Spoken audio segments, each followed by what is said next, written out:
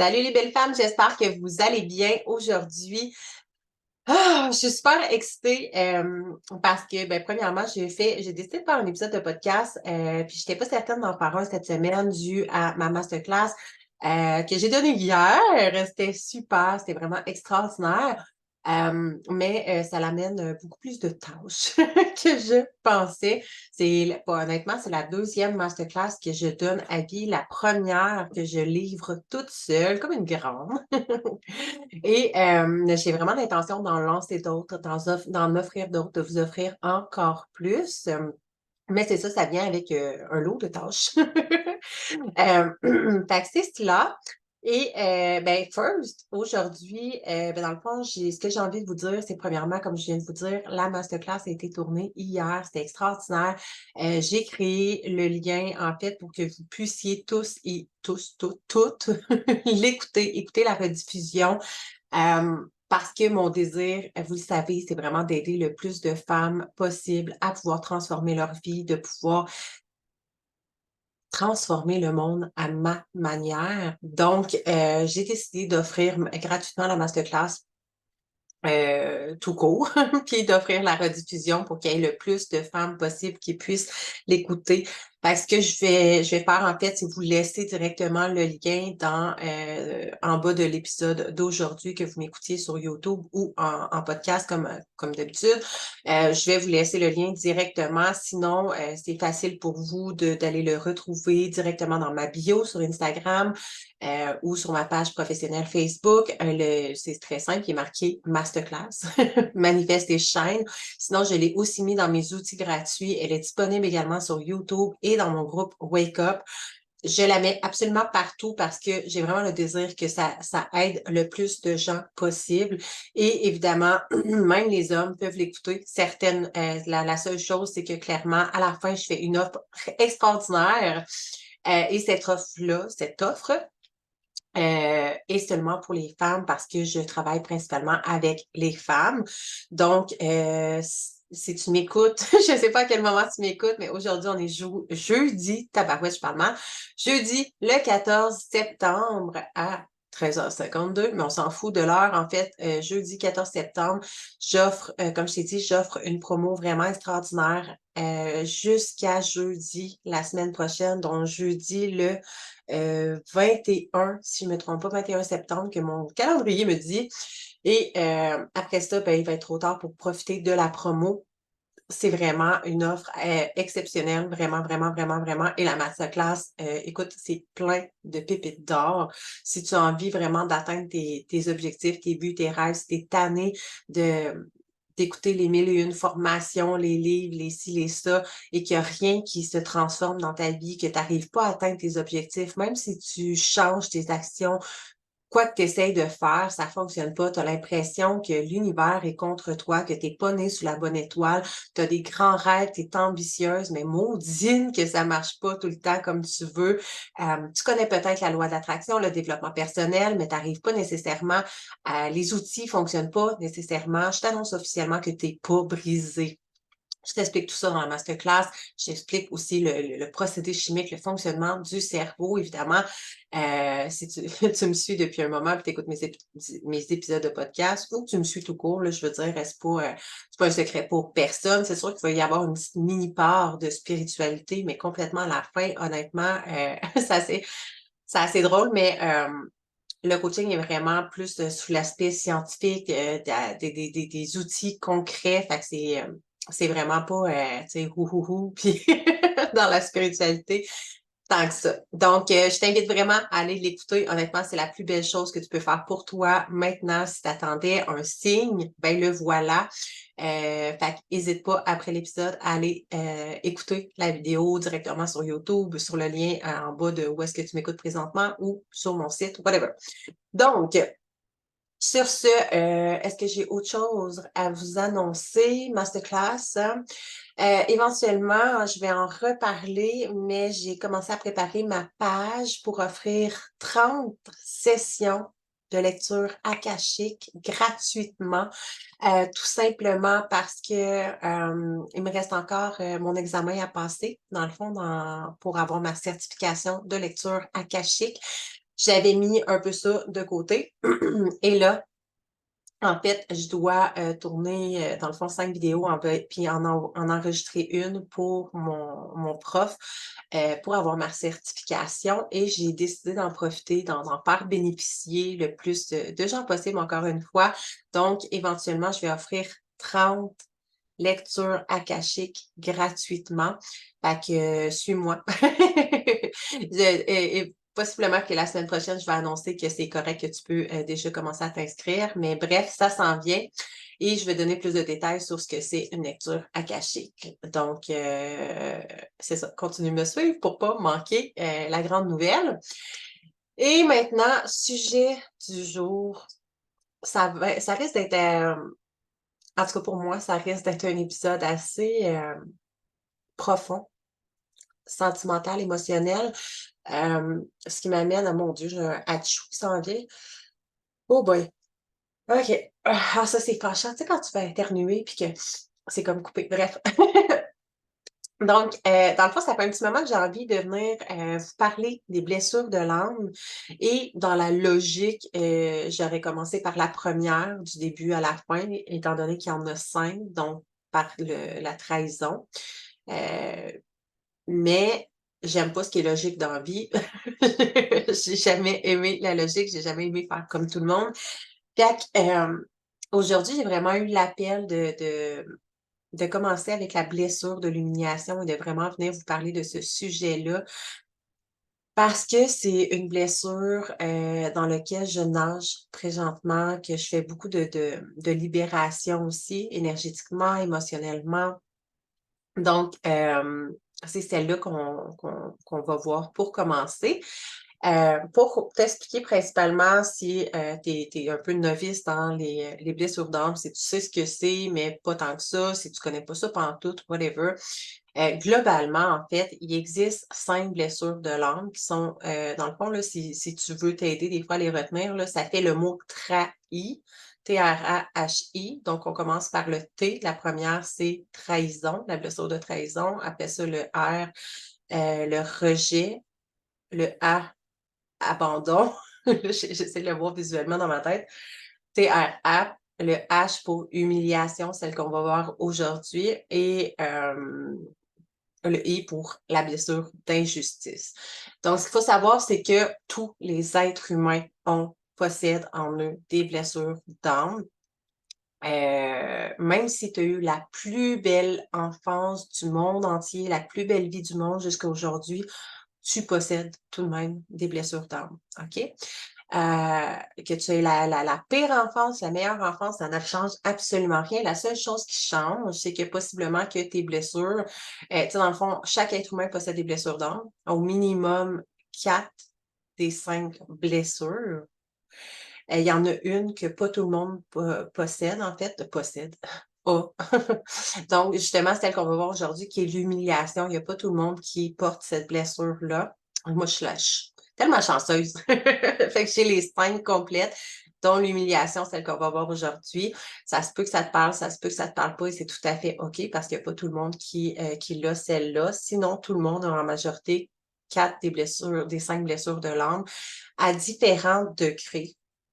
Et elle se manifeste dans différentes sphères de ta vie. Donc, tu sais, moi, je peux avoir une blessure qui va s'éveiller dans une sphère ou 2 de ma vie, alors qu'elle va pas atteindre du tout les autres sphères. Et toi, tu peux avoir la même blessure qui va se manifester dans d'autres sphères et à différentes intensités, d'où dépendamment de comment on l'a vécu, de comment de fois cette blessure a été répétée, répétée, répétée. Donc, si elle est vraiment ancrée, qu'elle a pris expansion, alors c'est possible euh, qu'elle prenne beaucoup plus de place. Ce que ça fait, en fait, c'est que ça nous crée des mécanismes de défense. Donc, ben, en fait, je vais commencer par le début, mais les blessures se créent principalement entre l'âge de 0 à 7 ans. Quand on est enfant, dans le fond, Là, j'ai eu un blanc, là. Mais entre l'âge de 0 à 7 ans. Et j'ai plein de clientes qui, au départ, parce que j'enseigne vraiment les blessures de l'âme aussi, là, dans les messagers du corps, de bien comprendre nos réactions, en fait. Tu sais, ça se peut que des fois, tu hyper réagisses, que tu comprends pas pourquoi tu réagis de telle façon, pourquoi telle parole, telle chose, telle situation est venue t'impacter autant, pourquoi tu as surréagi, pourquoi tu as pété ta coche, pourquoi tu peu importe comment tu as réagi, puis tu comprends pas, ben généralement, c'est une blessure d'âme qui est venue s'éveiller à l'intérieur de toi, une blessure que tu portes déjà. Puis ça se peut qu'il y ait des blessures, qui sont là, puis qui sont pas éveillées tout le temps, puis qu'à un moment donné, ils vont juste pouf! Éclater comme du popcorn. Hem, puis ça se peut que tu aies travaillé sur une blessure comme j'ai travaillé, pardon, sur, la blessure de l'humiliation il y a de ça plusieurs années et elle est venue, dans le fond, elle est revenue faire surface dans ma vie. Dû à certaines situations qui sont venues la déclencher tout simplement. Fait que, c'est tout à fait normal d'en avoir, c'est tout à fait normal qu'un jour elle s'éveille, se révèle. Il y en a qui prennent plus de place que d'autres. Il y en a souvent des fois tu penses que, tu as une blessure qui est dans le fond, on en a toujours une qui prend plus de place qu'une autre à un certain moment de notre vie. Et parfois, on pense qu'on doit travailler sur une, alors qu'il y en a une derrière, beaucoup plus importante, mais qui est comme cachée. En tout cas, bref, j'explique tout ça dans mon coaching. J'espère que ça fait du sens quand même pour toi. Donc, entre l'âge de 0 à 7 ans, et c'est pour ça que je tiens à vraiment appuyer sur le fait que on s'en fout de l'enfance que tu as eue, même si tu as eu la plus belle enfance du monde, que tes parents sont extraordinaires, tu n'as jamais manqué de rien, tu as des blessures de l'âme quand même. Je t'explique pourquoi. Parce que, tu sais, on s'entend à 0, à 1 an, de 0 à 1 an, de 1 an à 2 ans, tu sais, je veux dire, même si tes enfants t'ont pas brûlé, battu, violenté ou quoi que ce soit, dans le fond, c'est des petites blessures. Puis ça peut être aussi soudain que de dire non à ton enfant. Tu t'es fait dire non quand tu étais petite. Tu sais, je le vois dans mes enfants, plein de petites blessures qui sont en train de se créer puis que, je travaillerai plus tard là-dessus, tu sais. Mais, tu sais, quand je dis non, mettons, à mon garçon ou que tu t'es fait dire non ou tu as eu un frère, une sœur ou d'autres, frères et sœurs puis que, tu as senti peut-être le sentiment d'injustice de te faire dire non alors que, ton grand frère, lui, pouvait. Tu sais, des petites anecdotes comme ça qui viennent créer tu sais, avec le temps des blessures. Ça peut être, tu sais, de 0 à 1 an, mettons que tu pleurais dans ton lit puis, tes parents t'ont laissé pleurer. Ça peut, tu sais, ça peut être aussi anodin que ça. Fait que ça veut pas dire que tes parents sont mauvais et by the way, tous les parents, peu importe la vie que tu as eue, hem, tes parents font toujours de leur mieux en connaissance de ce qu'ils ont reçu et de ce qu'ils ont connu dans le passé quand ils étaient jeunes. Et hem et c'est ça. Donc ça peut être des petites blessures anodines comme ça et plus la blessure s'est répétée, plus tu as été souvent, dans un sentiment, mettons, de te sentir abandonné. Je sais pas moi, tu voulais parler à ta mère, puis là, tu avais le sentiment que ta mère t'écoutait pas, puis qu'elle faisait autre chose. Tu avais pas le sentiment de te sentir écouté ou quoi que ce soit.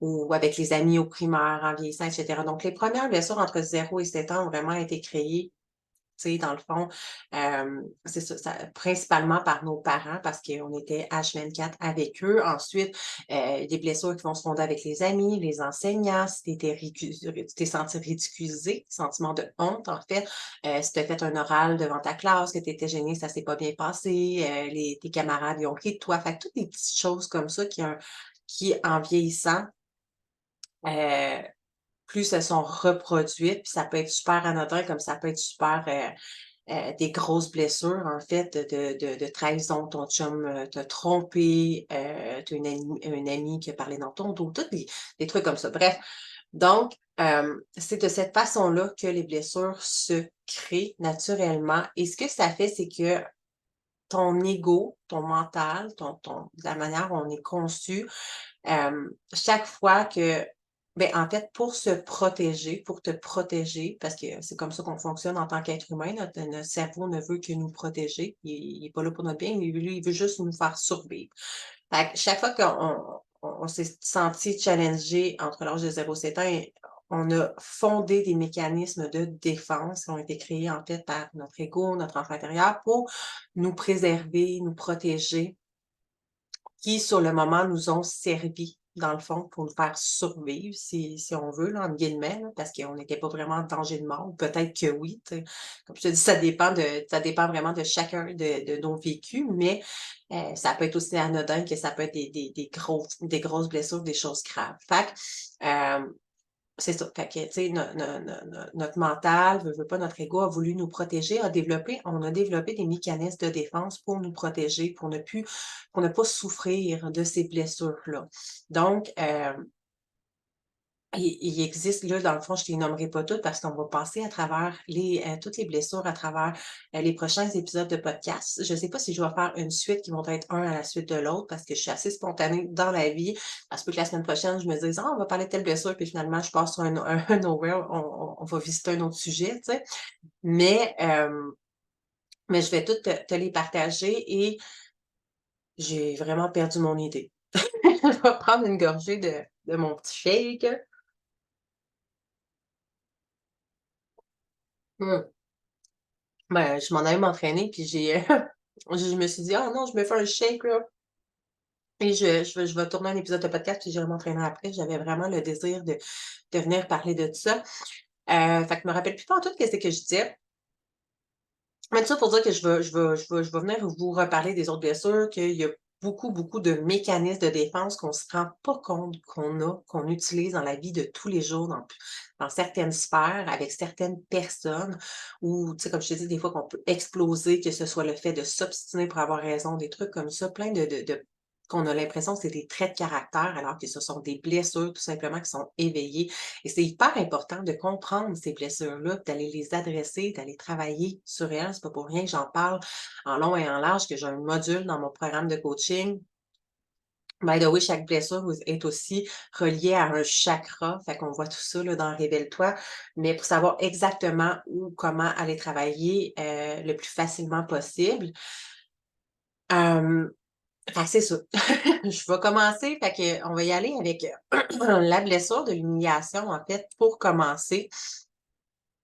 Donc, la blessure d'humiliation, en fait, c'est, souvent, on va avoir l'impression de porter c'est le masque d'une masochiste. Tu sais, quand on dit, dans la vie, on porte plusieurs masques, ben, en fait, c'est un peu ce principe-là. C'est quand on se cache derrière nos blessures, derrière qui on essaie d'être pour se sentir aimé, puis ça se fait machinalement, inconsciemment. C'est vraiment, tu sais, justement, notre cerveau qui nous a mis en mode survie comme ça.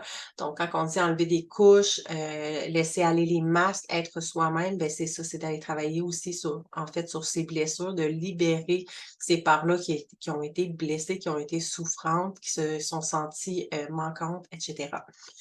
Donc, la personne qui porte la blessure d'humiliation va souvent essayer de faire plaisir aux autres, va avoir tendance à se foutre de soi, à se foutre d'elle-même, à se foutre de souffrir tant que les autres sont bien, sont heureux.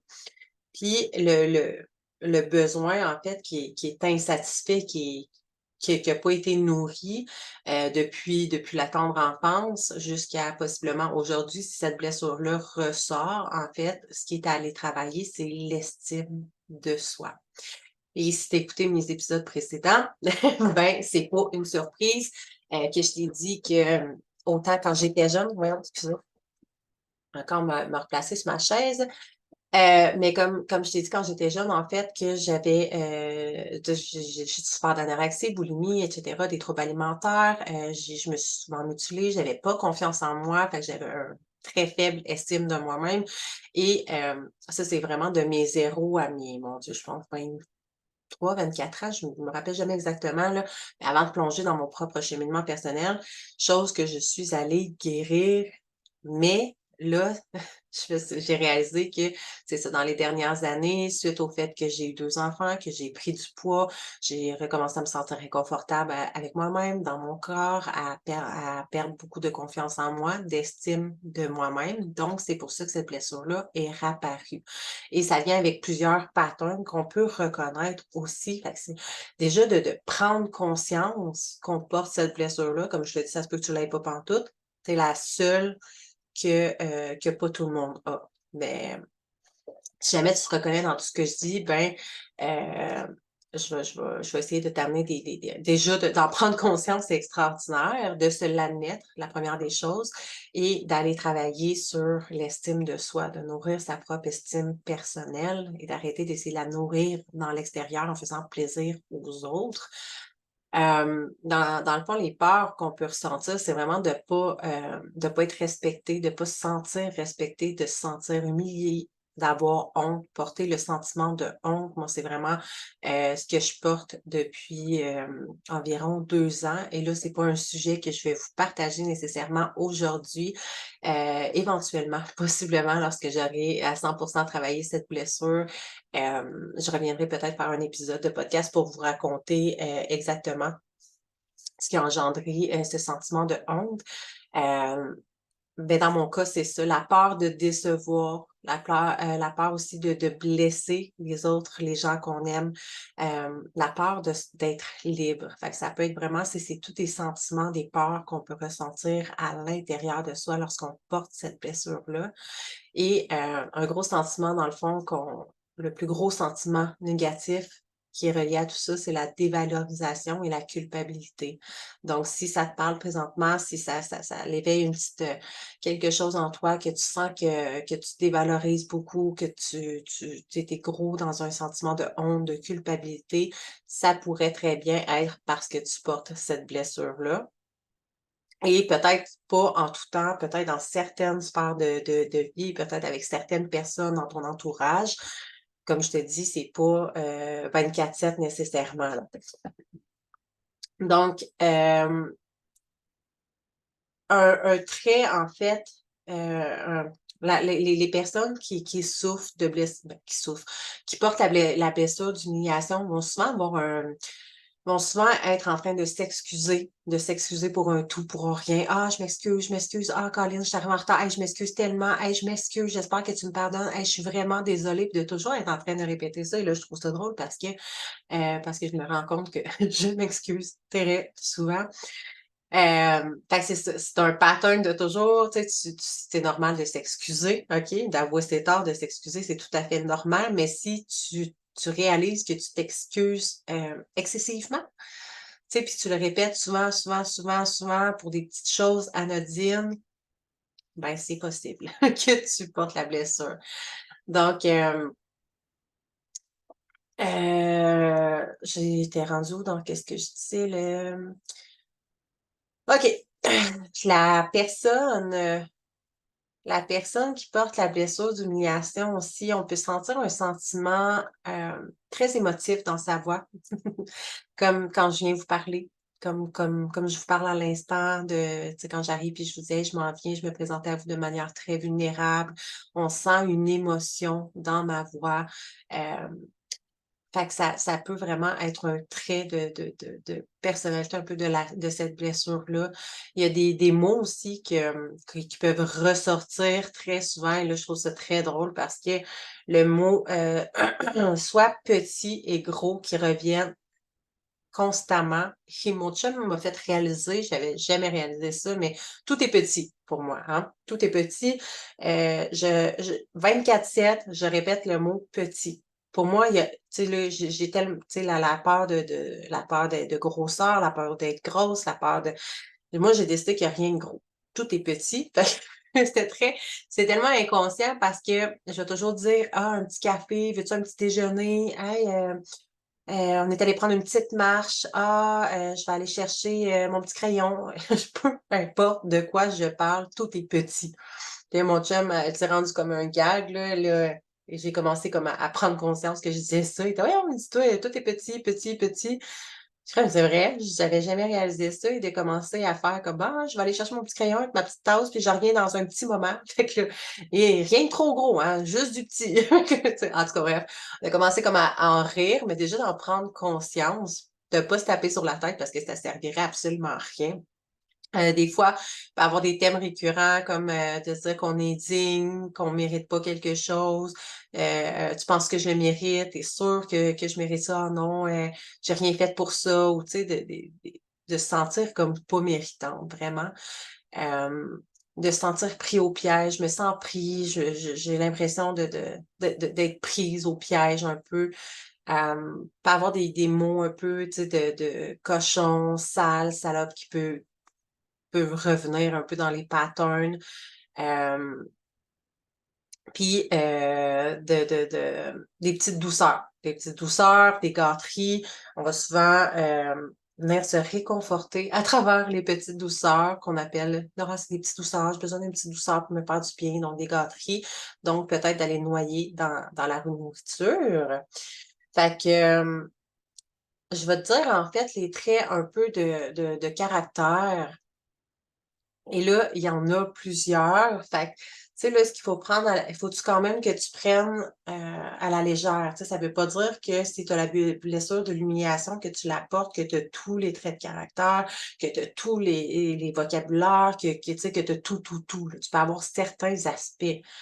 Et tu as certains aspects de toutes les blessures anyways, là. Comme je te dis, peut-être pas celle-là, mais tu as certains aspects de toute la blessure. Par contre, si tu en as beaucoup, ben, c'est peut-être preuve qu'elle est beaucoup intense dans ta vie et que c'est la première sur laquelle tu dois aller travailler parce que l'idée, c'est pas d'aller toutes les travailler en même temps, c'est une à la fois, celle qui prime, celle qui prend le plus de place et qui te, te, te, voyons, qui te dérange le plus là, dans ta réalité. Fait que souvent, ça va être des personnes qui vont être fusionnelles, puis avoir un syndrome de sauveur. Et là, je me reconnais ici dans le fameux syndrome de sauveur. Moi, puis mon grand cœur qui a envie de sauver l'humanité, le monde. Euh, Contrôle pour éviter d'avoir honte aussi. Tu sais, le fait que j'avais tellement peur de me relancer, de me remettre à l'avant sur mon... Tu sais, là, je vais donner comme d'habitude des explications, des images un peu par rapport à moi, là, parce que des fois, de t'imager un peu, ça peut aider, mais tu sais, le fait que je me contrôlais tellement pour revenir sur les réseaux sociaux, tu sais, avant pour vrai, là, je faisais des lives tout le temps. J'aimais ça, j'étais pas gênée, j'étais bien, j'étais à l'aise, j'étais bien dans mon corps. Mon estime est au top, ma confiance est au top et je suis en pyjama, je pouvais, tu sais, j'ai fait un live, je me mettais un masque d'en face, et tu lettres avec un masque d'en face, tu sais. Il y a rien qui me dérangeait, ça me dérangeait vraiment pas maquillée, avec ma petite couette sur la tête, je me levais le matin, peu importe de quoi j'avais l'air, ça ne me dérangeait pas. Et là, j'avais toujours ce sentiment de honte qui me pesait inconsciemment, OK? C'est pas toujours conscient. Et qui m'empêchait en fait, qui me limitait à reprendre les devants sur mon entreprise, à me remettre de l'avant. Je me cachais derrière des publications, derrière des photos et non devant de reprendre la parole en vrai, de me cacher derrière des podcasts et non dans mon groupe. Là, j'ai repris mon groupe. Tu sais, de plus en plus, je travaille ce sentiment cette estime personnelle. Comme je te dis, c'est pas 100% guéri, mais je travaille dessus. Fait un pas à la fois. Mais c'est ça, dans le fond, puis à chaque vidéo, tu sais, je le remarque, tu sais, comme je voulais c'est quoi je vais faire? Je vais faire une vidéo cette semaine, pour parler en fait pour annoncer ma masterclass et là, j'attendais, je procrastinais. C'est drôle là, parce que là, oui, j'ai recommencé à faire, des lives, des TikTok, tu sais, des TikTok, pas des TikTok, qu'est-ce que c'est que des voyons, des stories, tu sais, de me montrer verbalement là, publiquement. Mais à certains endroits. Et là, je voulais le faire sur ma page personnelle, là où je n'ai pas je me suis pas montré la face en vidéo, en live depuis environ 3 ans. Là où je sais qu'il y a environ 5 à 6 000 personnes minimum qui me suivent. Et c'était extrêmement inconfortable pour moi. Fait que, j'avais besoin de contrôler, de sentir que, j'allais prendre le temps de faire mes cheveux, de me sentir belle, de me mettre belle. Fait que je procrastinais sur le temps que j'allais faire mon entraînement dans la journée parce qu'évidemment, je savais que j'allais faire mon entraînement, fait que j'allais faire la vidéo, le live après pour prendre le temps de m'entraîner, tu sais, de m'arranger, Et finalement, ce qui est arrivé, c'est que, j'ai même pas eu le temps de m'entraîner cette journée-là. Parce que j'avais beaucoup trop de choses à faire et que le soir, j'allais tomber dans mes justifications de ouais, mais je me suis pas entraînée, j'ai pas eu le temps de m'arranger, j'ai pas eu le temps de me laver, nanana, nanana, fait que là, je peux pas tourner ma vidéo comme ça. Alors j'ai dit no way que je vais me victimiser, que je vais tomber dans ces patterns-là encore une fois. Je le fais, peu importe de quoi j'ai l'air. Fait que j'ai mis ma petite couette sur ma tête. Puis je suis sortie du mode contrôle et ça m'a fait extrêmement de bien. Puis je pense que c'est encore mieux que de l'avoir fait, tu sais, tellement, tu sais, arrangé. Puis ça, au fin fond, en fait, les gens veulent juste du naturel, veulent juste du vrai et non du superficiel et c'est ce que je promouvois. Mais, des fois, c'est difficile aussi quand on a ce sentiment de honte, de contrôle pour éviter de se sentir mal à l'aise, éviter de se sentir pas assez parfaite, pas assez bien et cetera.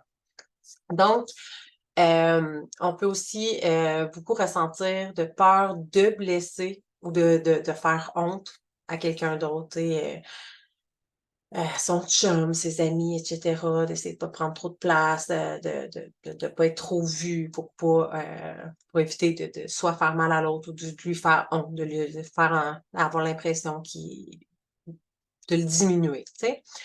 Une personne peut être beaucoup, beaucoup portée à excuser les autres et se blâmer à la place des autres parce qu'on a tellement pas d'estime, peu d'estime en fait de soi-même, de confiance en soi que, tu sais, des fois tu le sais, là, je sais, tu sais, si mettons ça te parle à toi puis que tu as cette blessure-là, tu peux savoir du fin fond à l'intérieur de toi que, tu sais, je sais pas si tu t'es pogné avec quelqu'un puis qu'il y avait aucune raison d'être, mais juste parce que, tu as peur de l'autre, tu peur de perdre l'autre, de l'avoir blessé ou et cetera, de mettre tout le blâme sur tes épaules, puis d'excuser l'autre personne, d'excuser ses comportements, d'excuser ce que l'autre a dit, a fait et cetera et de mettre tout ça sur tes épaules juste pour, éviter la chicane, puis éviter que l'autre t'en veuille, puis de te sentir, pas aimé dans des situations comme ça.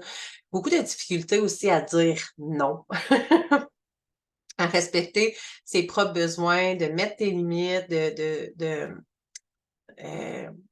se laisser facilement envahir, en fait. Ouais. La Tu sais, ce fameux besoin de te sentir aimé, de toujours dire, tu sais, quelqu'un va t'arriver: «Ah, tu peux-tu faire ça pour moi? Ah oui, pas de problème». Tu dis: «Oui, oui, oui, oui, oui, oui, oui, oui, oui». Le fameux besoin d'être là pour tout le monde, mais au final, tu finis par d'oublier tes propres besoins à toi. Hem, voyons, comment je peux aborder voyons. OK, refouler tes pulsions aussi, ça peut être, heu, autant au plan sexuel que autant dans n'importe quoi, tes pulsions, que ce soit pour une passion, un rêve, sexuellement, que tu as envie de tester des choses, quoi que ce soit, mais tu as tellement peu d'estime, confiance en toi que tu réprimes tout ça, c'est le mot que je cherchais, réprimer, à l'intérieur de toi. Tout ça caché par un sentiment de honte, de si tu étais vraiment toi, de prendre ta place.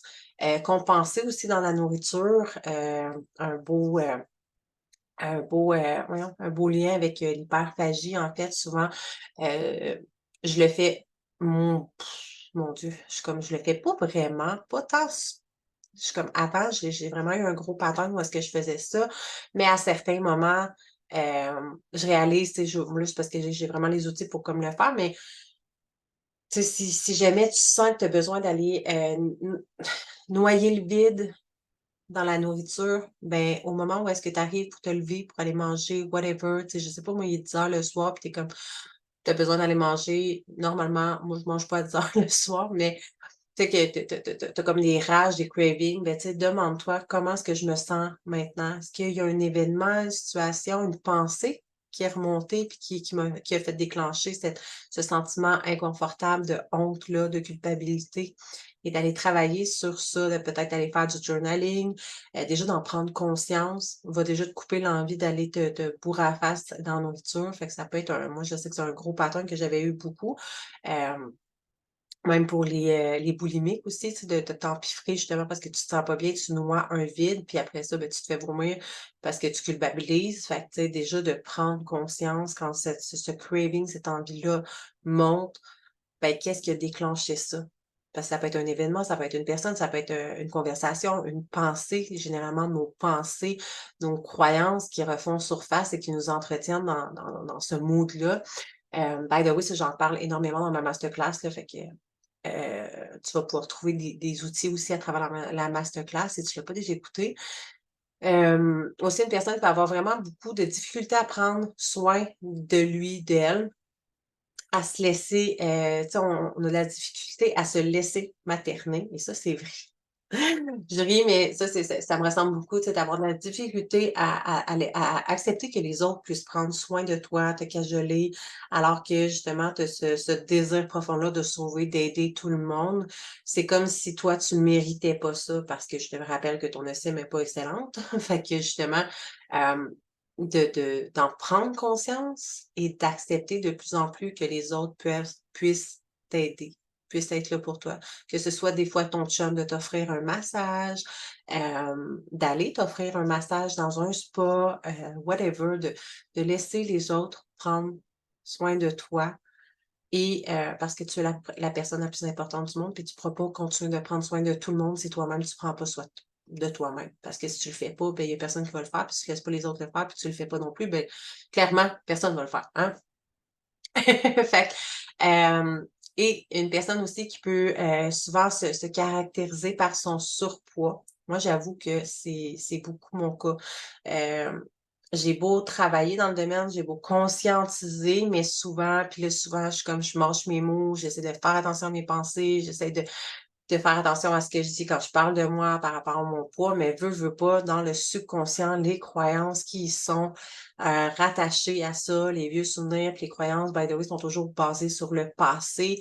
Euh, ben, je te dirais que c'est pas toujours parfait, mais déjà là encore, d'en prendre conscience, de retravailler là-dessus, d'aller transformer les croyances, de reprogrammer notre subconscient pour aller, amener d'avoir des nouveaux discours internes à propos de soi-même et ne pas focuser sur son poids parce que, by the way, ce sur quoi tu portes, toute ton attention prend expansion et ben, dans le fond, la personne qui a la blessure d'humiliation, souvent sa stratégie finalement de défense, ça va être de, puis encore là, entre guillemets, pour survivre là, ça va être, de se barricader, de se protéger, de se créer comme une espèce d'armure invisible en fait, pour vraiment une carapace pour te protéger et ça se fait comme vraiment inconsciemment, on s'en rend pas forcément compte. Tu pouvais faire ça déjà quand tu étais petite, puis c'est un pattern qui revient, qui est peut-être revenu ou que tu as entretenu si tu as cette blessure-là.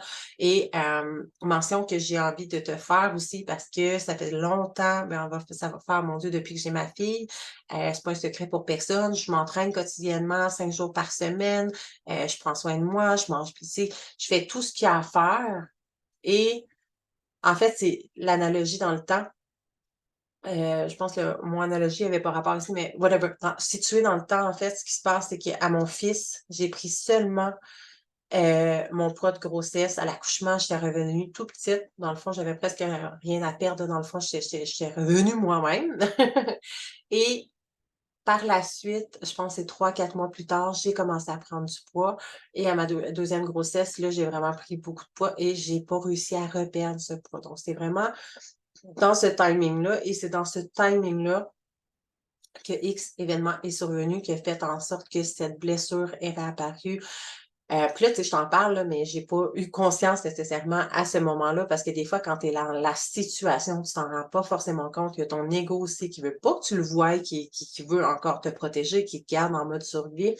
Et si tu as un problème de poids, du surpoids en fait, que tu as de la misère à perdre ton poids, comme autant même que tu as l'impression de tout faire, mais il y a rien qui bouge, tu es toujours sur un plateau, ton poids, il descend pas sur la balance, puis que tu te sens comme moi, ben retiens ce que je veux dire parce que c'est vraiment ça, en fait, c'est vraiment, hem, le poids, tu peux voir ça là d'une façon, là je pour visuellement pour les personnes qui me voient mettons, sur YouTube, mais c'est une espèce de façon de c'est comme une armure, une façon de se protéger là, pour ceux qui me voient pas, c'est je fais comme un peu comme une carapace, un rond autour de la bédaine, c'est un peu une instinctivement, le corps, tu sais, tout est relié là, notre corps, notre mental et cetera et notre corps est le reflet de comment on sent à l'intérieur de nous et si tu vis des sentiments ce sentiment de culpabilité, de honte, cette blessure d'humiliation-là à un certain moment de ta vie ou depuis toujours, ben, ça se peut que tu sois en surpoids, que tu aies de la difficulté à perdre ton poids et c'est en allant travailler sur ta propre estime personnelle que les choses vont bouger, vont changer, parce que tu auras beau faire tous les plans alimentaires tu montes, bouger, t'entraîner, avoir un bon sommeil, bien t'hydrater, et cetera. Possiblement qu'il y a rien qui bouge parce que c'est une blessure, c'est un mot de ton corps. Ton corps se protège d'avoir pour ne pas être dans des situations, où tu vas te sentir encore plus honteuse, et culpabilisée, et cetera. Et ça, c'est une révélation, en fait, que j'ai eue. Parce que là, à un moment donné, je parlais de ça, que je trouvais ça fatigant, tu sais, j'ai beau m'entraîner, puis tu sais, je le fais pas nécessairement pour perdre du poids, je le fais parce que j'aime ça, parce que ça a toujours fait partie de ma vie, mais c'est fâchant à un moment donné de juste pas avoir de résultats. Puis là, tu es comme: «Ben voyons, qu'est-ce qui se passe?» Tu sais, je fais tout comme il faut, mais ton corps te parle. Le corps, ce qu'il t'envoie comme message et ce qu'il m'envoie moi-même, et c'est pour ça que je te dis qu'aujourd'hui, c'est quand même un sujet vulnérable parce que ça me touche vraiment de très près, très personnellement, mais ton corps te dit juste comme: «Arrête d'essayer de te cacher. Arrête d'essayer de te mettre une armure, d'essayer de te protéger.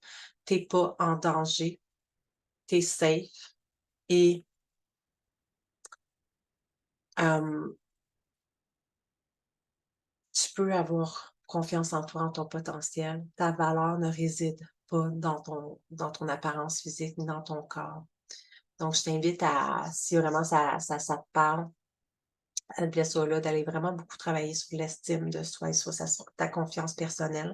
Chose que, comme je te dis, j'ai recommencé à faire depuis un certain temps, justement, quand j'ai pris conscience de la blessure, que j'ai commencé à cibler, que la blessure était vraiment remontée, présente en moi, les patterns qui revenaient, et cetera. Donc, hem, c'est ça, fait de trouver tes façons pour remonter ton estime personnelle, aller travailler sur ton estime, te donner de l'amour, te donner le droit d'être, d'exister, éliminer ce sentiment de honte, de culpabilité que tu portes à l'intérieur de toi. Donc, je vais juste prendre une petite gorgée de mon shake encore. Ce serait le fun qu'il soit bu avant que j'aille m'entraîner.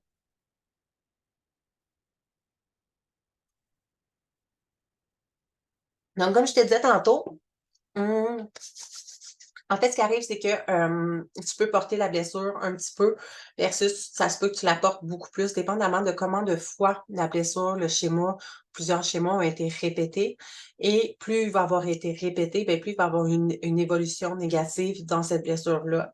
Donc, si éventuellement, tu portes vraiment intensément cette blessure-là, qu'elle t'affecte grandement parce qu'elle a été répétée, répétée nombre de fois dans ta vie, hem de différentes manières. Dans le fond, tu peux ressentir, tu peux être une personne qui va se soumettre aux gens autour d'elle trop facilement.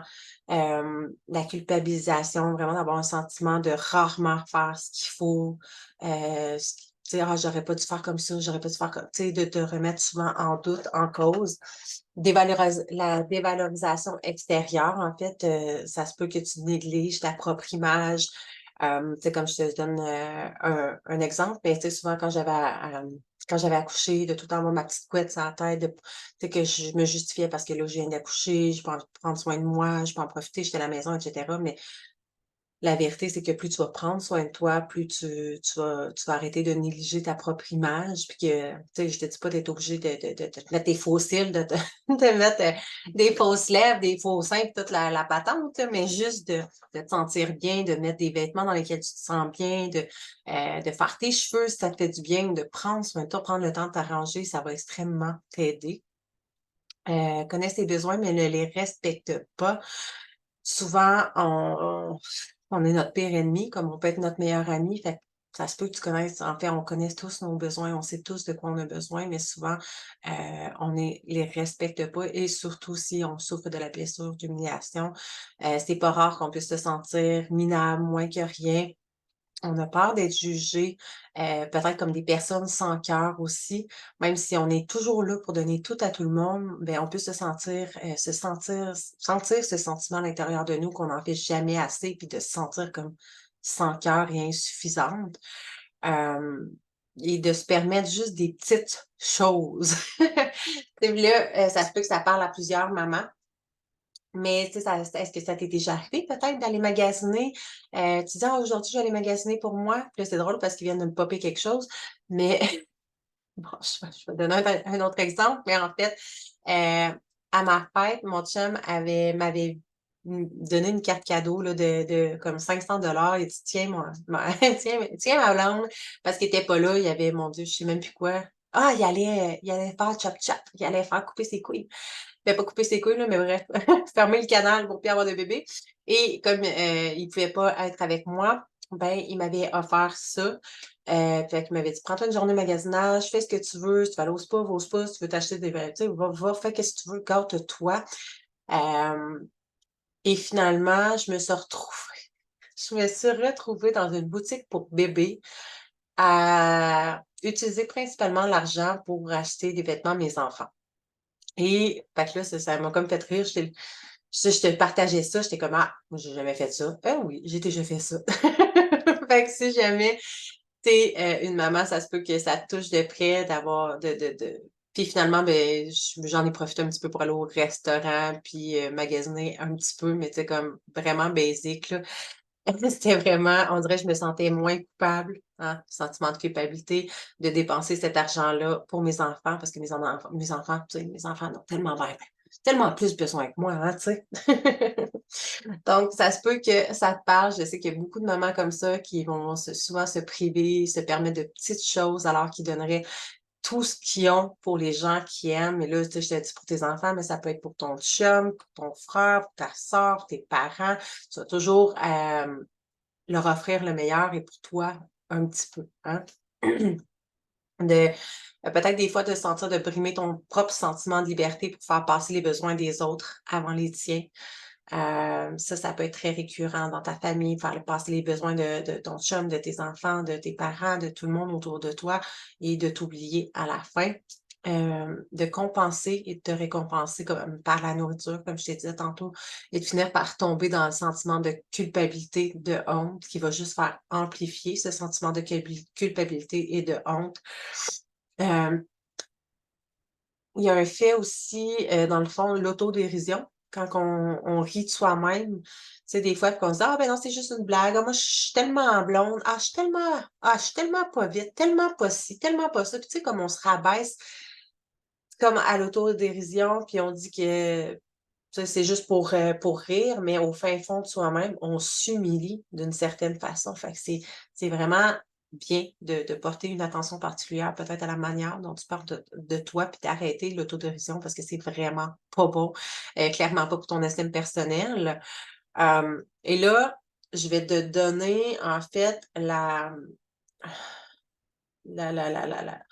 l'apparence un peu physique. Ça, c'est à prendre ou à laisser. Et ce que je trouve intéressant, ce que je remarque beaucoup avec les blessures de l'âme, en fait, c'est que, hem, ça va être toujours tu sais, ça se peut que ça parle pas de toi. Principalement, en ce moment, cette description parle beaucoup de moi. Puis à un moment donné, j'étais comme: «Ah, comment ça?» Mais tu sais, j'ai certains traits de cette blessure-là, mais tu sais, j'étais toute mince, j'avais mon six-pack, j'étais, tu sais, j'étais super bien dans ma peau, j'étais super bien puis tout, mais j'avais encore quelques petits traits. Comme je te dis, il y en a toujours une qui prime plus et de ce que j'observe, de ce que j'observe par rapport à mes clientes, par rapport à moi-même, par rapport aux blessures des gens que je connais, l'apparence physique, les traits d'apparence physique, souvent, tu vas avoir celle de la blessure qui prédomine. Qui prédomine? C'est ça? Qui prend le plus de place. Donc, là, ça veut pas dire que si tu es gros, tu souffres nécessairement d'humiliation, mais il y a une possibilité que ça soit cette blessure-là qui prime. Puis là, éventuellement, je vais te parler des autres blessures, fait que tu verras, ce qui te parle le plus, ce à quoi tu t'identifies le plus. T'en prends, t'en laisses. Mais, comme je te dis, à l'époque, je m'étais dit: «Ah, ben, tu sais, là, l'apparence physique, l'apparence corporelle, ça veut rien dire parce que moi, tu sais, j'ai des traits de cette blessure-là, mais tu sais, j'étais pas grosse à l'époque, j'avais pas de surplus de poids, fait que, tu sais, j'étais comme ça fait pas rapport». Mais à cette époque-là, c'est que j'avais une autre blessure qui primait plus et que celle-là, je l'avais comme tassée, guérie, tassée dans un coin. En tout cas, elle allait bien pendant un moment jusqu'à temps qu'elle refasse surface. Donc, principalement, si tu as la blessure d'humiliation, ben, les apparences physiques que tu peux avoir, c'est, un surplus de poids, d'être il y a les j'aime pas dire gros, j'ai de la misère avec le mot gros, c'est pour ça que pour moi tout est petit, hein. Le visage rond, des grands yeux ronds, un visage, plus rond évidemment, c'est un surplus de poids, un regard d'un enfant innocent, Puis ça me fait rire parce que j'ai souvent les petits yeux, de petit enfant innocent, bref. Fait que si comme je te dis en toute humilité, je me reconnais à 100 dans cette description-là versus anciennement, pas du tout, mais c'était pas celle-là qui prenait le plus de place dans ma vie. Fait que d'où le fait que je me suis comme fait une carapace, que j'ai pris, avec le temps, du poids, un surplus de poids d'une manière inconsciente. Mon corps, mon esprit, mon mental sont venus faire en sorte que de me protéger parce que justement, je vivais trop dans ce sentiment de culpabilité, de honte là. Fait que prends le temps de voir, ton corps te parle tellement. Donc, il y en a beaucoup qui vont avoir des bosses. Je l'ai vu dans certaines de mes je nommerai pas personne, mais bref, j'ai déjà vu ça, là, des gens que je connais, d'avoir une bosse, dans le cou, dans le fond, sur le haut du cou, là, comme une espèce de grosse bosse de bison, là. Ou sinon une tendance à attacher fréquemment ses vêtements. Ça peut être un trait aussi d'être un peu maladroit puis de souvent, tu finis de manger puis tu en as souvent sur tes vêtements. Puis là, je trouve ça très drôle parce que j'avais pas psychanalysé ça encore, mais heu je remarque que ça m'arrive fréquemment depuis un certain moment. Bref, d'avoir une petite voix mielleuse aussi peut faire partie des caractéristiques. Donc, dans les comportements, la façon de bouger, tu sais, dans le fond, certains types, certaines blessures comme je te dis là encore là, tu peux en prendre puis en laisser, mais comportement, façon de bouger, la façon de marcher, de s'habiller, manger, chaque blessure a un peu ses traits de caractère. Donc ici, tu sais, ça va être vraiment que la personne peut marcher peut-être plus lentement, porter souvent des vêtements qui sont plus amples, qui sont plus lousses pour se sentir, mais qui te mettent pas vraiment en valeur, mais dans lesquels peut-être que toi, tu te sens plus en valeur parce que tu as moins l'impression qu'on voit tes courbes.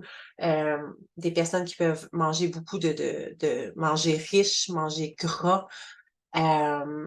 Puis, ce sont des personnes qui ont des, fâcheuses tendances à la boulimie. Fait comme je te dis, c'était une blessure que je portais extrêmement quand j'étais jeune, qui est réapparue. Heureusement, je n'ai plus les troubles de boulimie qui vont avec.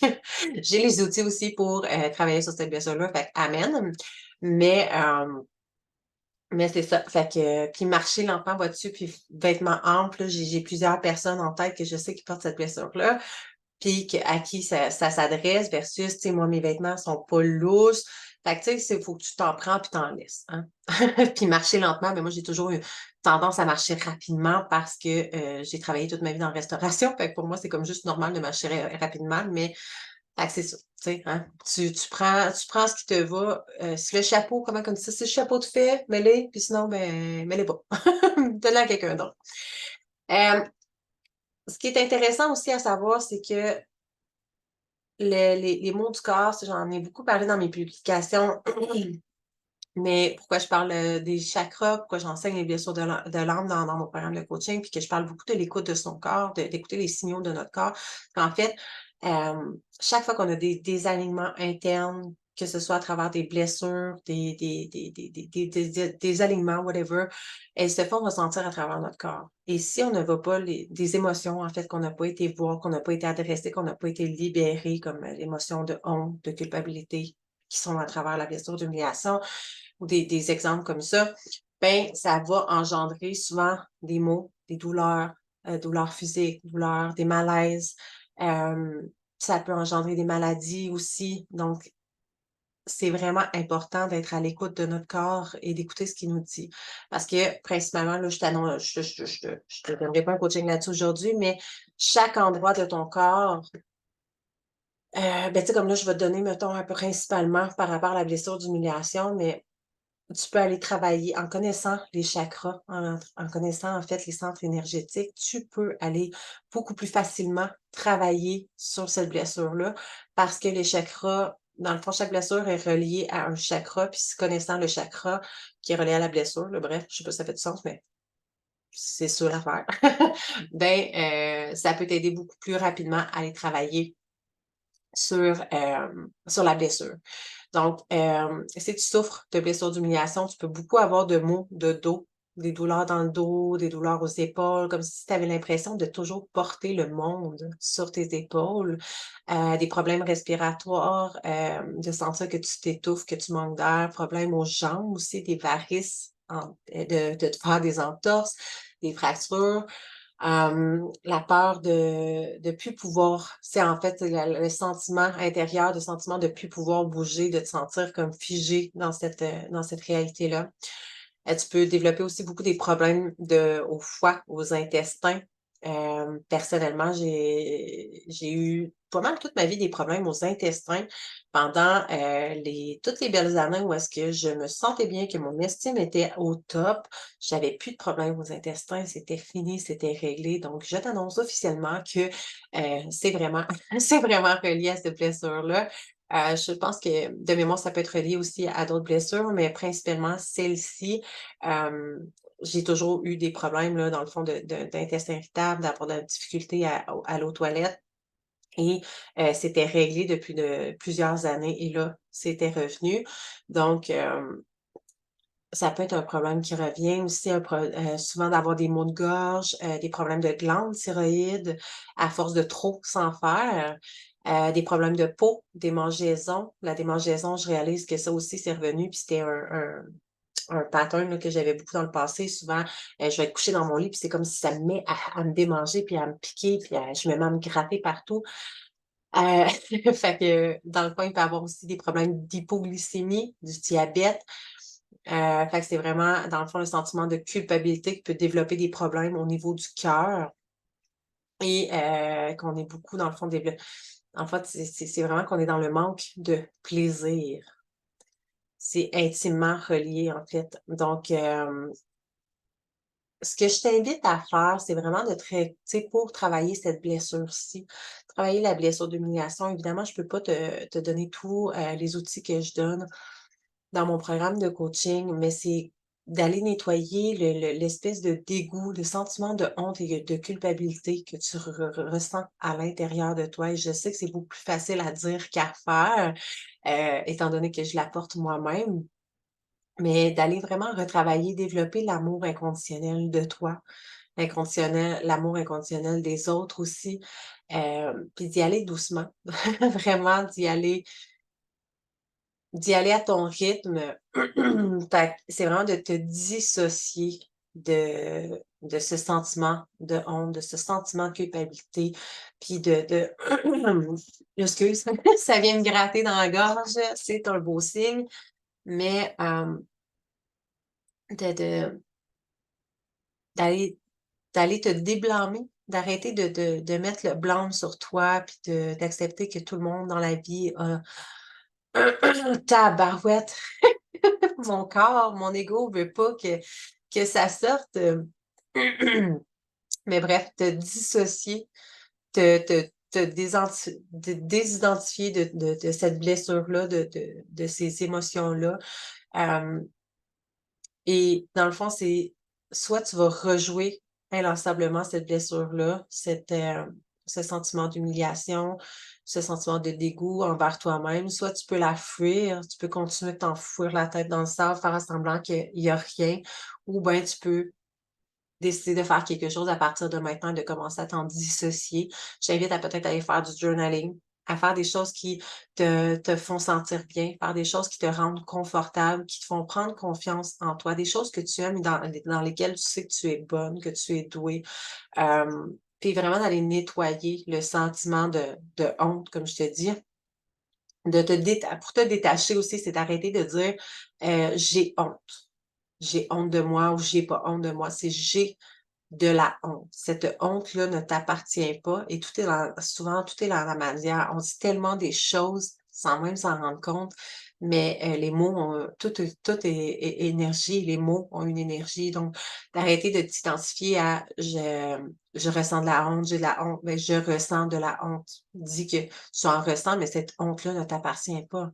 Alors que quand tu dis: «J'ai de la honte», c'est comme si tu t'associes à cette honte-là alors que, heu et pas à toi. C'est le même principe que quand tu dis, «Ah, je suis tellement fatiguée». Non, j'ai de la fatigue. Tu as remarqué qu'une personne qui va dire: «Ah, je suis tellement fatiguée», va être extrêmement fatiguée, versus une personne qui dit: «Ah, je ressens de la fatigue». Je ressens de la fatigue, mais elle peut très bien s'en libérer. C'est 2 états, hem, c'est un peu, difficile à verbaliser, mais c'est 2 états. Donc choisis comment tu as envie de te sentir. Va travailler sur tes discours internes, sur les histoires que tu te racontes à propos de toi. Commence à transformer tes pensées, tes discours internes pour essayer de déterrer les croyances. En fait, chaque pensée, encore une fois, j'en parle vraiment dans ma masterclass plus profondément, mais chaque pensée découle des croyances que tu as. Ces croyances-là sont enfouies dans ton subconscient et déterminent la réalité, la vie que tu vis présentement, comment tu te sens, etc. Donc, à force d'aller travailler, prendre conscience en fait des discours que tu te racontes, tu peux déjà aller commencer à prendre conscience peut-être des croyances inconscientes qui les nourrissent, puis qui fait que tu te répètes toujours ces croyances, voyons, c'est je vais faire une phrase qui fait que tu te répètes toujours ces pensées-là, ces discours internes-là. Ça découle de certaines croyances que tu nourris depuis que tu es jeune à l'intérieur de toi. Fait que d'aller essayer de déconstruire ça. Évidemment, si tu veux que je puisse t'aider, la place est ouverte. Si tu es prête à faire le cheminement, le travail sur toi, ben clairement, ben, viens m'écrire, prends un appel découverte. Ah oui, c'est vrai, j'ai rajouté, les appels découvertes aussi pour, si jamais tu as des questions sur mon programme de coaching Révèle-toi ou sur tout autre, programme. Si tu sens qu'on pourrait être un bon fit, mais que tu es pas certaine si je suis la bonne personne pour t'aider ou quoi que ce soit, hésite pas à prendre cet appel-là. Et dans le fond, ben, c'est ça. Tu sais, pour le moment, c'est un épisode de podcast. C'est sûr que je peux t'aider beaucoup plus si tu prends un appel avec moi, puis qu'on décide qu'on a ton bon fit, que tu décides d'investir en toi à travers Révèle-toi. Mais sinon, à travers l'épisode de podcast, tu as déjà quand même plusieurs pistes pour t'aider. Déjà, de prendre conscience de cette blessure-là, c'est un grand, grand, grand pas en avant. D'en prendre conscience, d'accepter certains modes de conditionnement, certains mécanismes de défense, d'accepter le fait peut-être que tu as un surplus de poids. Tu sais, juste pour moi, c'est extrêmement difficile, c'est vulnérable pour moi de le dire à haute voix, de le dire publiquement, en fait. Et c'est pas pour rien que j'ai choisi de faire cet épisode-là aujourd'hui, justement, pour me libérer d'une certaine peur et reprendre estime personnellement. Fait que je travaille énormément sur cette blessure-là et c'est une invitation à toi de pouvoir travailler sur toi-même aussi, que ce soit cette blessure-là, que ce soit n'importe quoi d'autre que tu sens qui te bloque, qui te limite. Hésite pas, fonce. Si tu es prête à faire tout ce qu'il faut pour te libérer de tes limitations internes, ben viens me voir, ça va me faire plaisir. Bref, alors pour terminer, on est dans le fond, la blessure d'humiliation, qu'est-ce que je peux en fait, elle se crée majoritairement là, entre l'âge, de 1 an à 3 ans par le ou les parents qui répriment toute forme de plaisir physique. Fait que, tu sais, ça va être le parent, en fait, qui occupait vraiment, qui s'occupait plus du développement physique, sexuel de l'enfant. L'enfant qui s'est senti, en fait, quand tu étais enfant, que tu peux t'être senti vraiment humilié pour avoir eu du plaisir avec des sens. Ta liberté, peut-être que tu as senti qu'elle était en quelque sorte brimée, de t'être senti brimé dans ta liberté. Tu sais, ça peut être au point, un peu plus l'aspect sexuel. Tu sais, des fois, quand tu découvres tes parties intimes, ton corps, puis là, tes parents ne font pas ça, puis, tu sais, ils peuvent t'avoir, peu importe comment on te dit ça, peut-être que c'est dans ta manière de percevoir les choses, en fait, que ces blessures-là vont se créer également. Mais peut-être que c'est venu te créer des blocages, puis que c'est la première fois que cette blessure-là a comme s'est éveillée, puis qu'après ça, ça a été dans des situations où est-ce que tu t'es senti dans la culpabilité, dans la honte, et cetera, puis que ça a continué de prendre de l'ampleur. Mais ça peut être également le fait que tu sentais que tu avais pas assez de liberté, qu'on te laissait pas assez d'espace, de sentir vraiment comme si tu étais pas tu avais pas assez d'espace, pas suffisant. Peut-être tu as peut-être senti humilié par le contrôle, la surveillance, que tu étais super, super surveillé, encadré, trop, tu sais, trop comme passé par tes parents. Possible que tu aies vécu de la honte, un sentiment de honte par rapport à un de tes parents, puis que tu as adopté vraiment un sentiment d'inversion de l'amour en souffrance. Puis ça se peut que tu aies également ouais, je bégaye. Adopter la croyance, souvent inconsciente en fait, que l'autre va s'occuper de moi et m'aimer si je souffre et si je suis malade. Et je te raconte une mini anecdote avant de de clore cet épisode, mais je me rappelle, c'est passé momentanément, j'ai un souvenir qui est revenu, mais quand j'étais petite, chaque fois, à un certain moment, mon frère, là, pendant plusieurs années, était dans un centre jeunesse et mon frère était à cette époque-là, c'était comme ma vie, ma famille, mon ancre. C'était une des raisons pour lesquelles je restais en vie à cette époque-là et je me rappelle que chaque fois qu'il y avait des sorties puis qu'il pouvait venir à la maison la fin de semaine, je tombais automatiquement malade. Tu sais, quand je te dis ton corps te parle, puis ton corps retient en fait tes traumas, tes blessures, puis il s'enclenche, puis moment tu sais, tout est, des mécanismes de défense, sur lesquels tu as aucun pouvoir, c'est subconscient. Ben, chaque fois que mon frère revenait à la maison, momentanément, la majeure partie du temps, je tombais malade. Je tombais malade, puis chaque fois, il prenait soin de moi, il était tellement fin. Puis inconsciemment, ben, c'est comme ça que je me sentais aimée.